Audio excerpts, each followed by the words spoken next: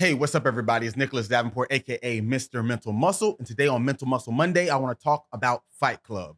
Now, I may have just broken the most cardinal rule of Fight Club, is which you don't talk about it. But I guess I have to do that to give you this lesson. So, what I want to talk about is resilience, or I'll call it Fight Club resilience. Now, if you're not familiar with this cult classic movie, it's basically about a group of guys who are bonding over fighting and beating each other up. I know that sounds crazy, but that's just part of the premise. But the reason I take this resilience term and apply it to the movie is because to be tough physically, you have to be tough mentally. And mental toughness is something we talk about a lot on this channel. It's something that gets talked about in life, sports is coming bigger and bigger in the mental health field.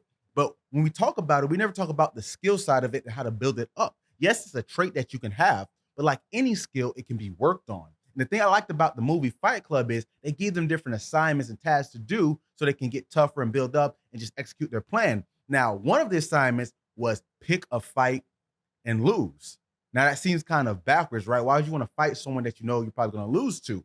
But I kind of like that because what it kind of symbolizes, in a sense, is going against a challenge that has a higher failure rate.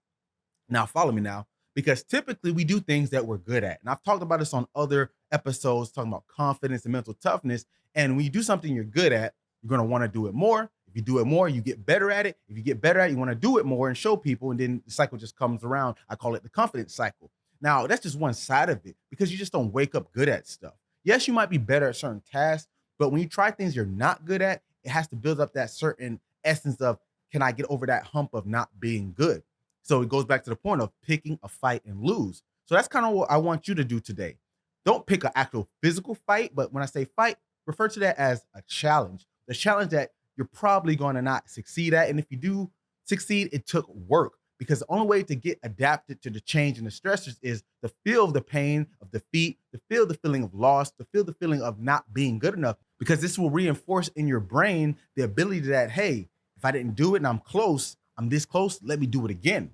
Now, if it's too challenging, then it's going to be like, okay, why should I keep trying? This is nowhere in my sight. So you got to find that middle ground. But the point is, not only are you building that confidence within, you're actually programming the brain to be wired to go up that peak and then the valley, because that's what confidence really is. It's a reinforcement of a dopaminergic occurrence, because when you talk about dopamine, this is motivating neurotransmitter, because it's saying, if this behavior got me to this certain outcome or closer to this certain outcome or goal, I need to replicate it and do it again. And by proxy, you do it again, you get better. Now, it has to still be intentional, but the whole point is, if you don't try, you can't get better.